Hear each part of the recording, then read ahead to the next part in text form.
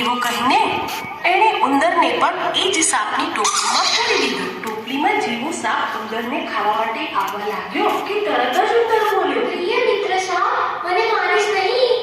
જો તું મને મારીશ નહીં તો હું તને આ જેલમાંથી મુક્તિ અપાવી શકું છું.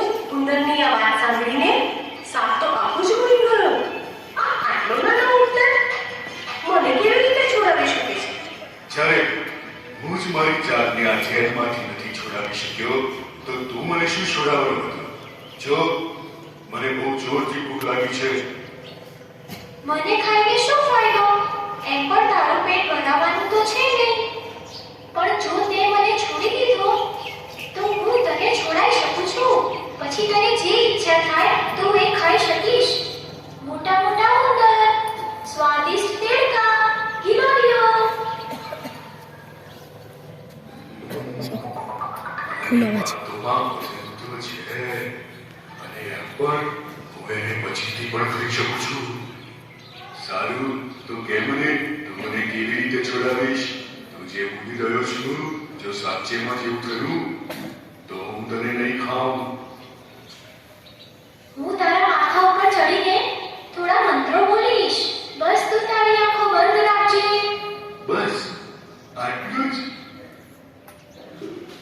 હા, જ્યારે મારું મંત્ર બોલવાનું પૂરું થઈ જશે ત્યારે હું તને બૂમ પાડીશ. ત્યાં સુધી તારે તારી આંખો બંધ રાખવી પડશે અને સહેજ પણ હાલીશ ચાલીશ નહીં. સમજ્યો? હા, સારું. તું જેવું કહીશ હું એવું કરવા માટે તૈયાર છું.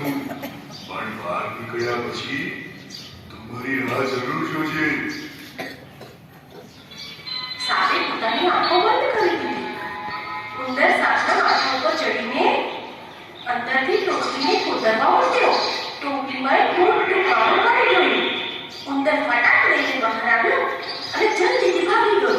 થોડી વાર પછી સાપે પોતાની આંખો ખોલી અને એ પણ પેલા કાણામાંથી બહાર નીકળીને ભાગી ગયો.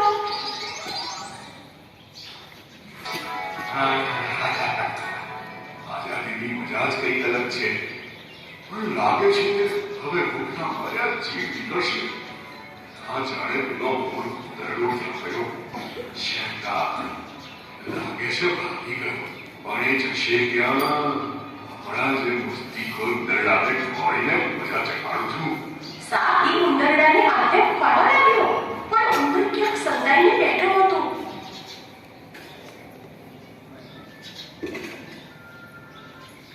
કેટલાક દિવસો પછી સાપને એ ઉંદરનું દર દેખાઈ ગયું.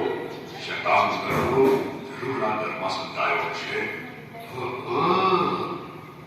આ ઘોર દુનિયા છે. હવે તો મારાથી નહીં બચી શકે.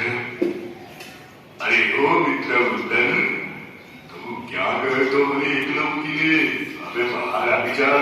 કેમ સંતાયો છું? આપણે તો કેટલા જૂના ભાઈબંધ છીએ. દોસ્ત, અને તું આ શું બોલી રહ્યા છે? આવું તો કઈ થતું હશે કોઈ દિવસ? આપણે બંને ક્યારેય મિત્ર ના હોઈ શકીએ.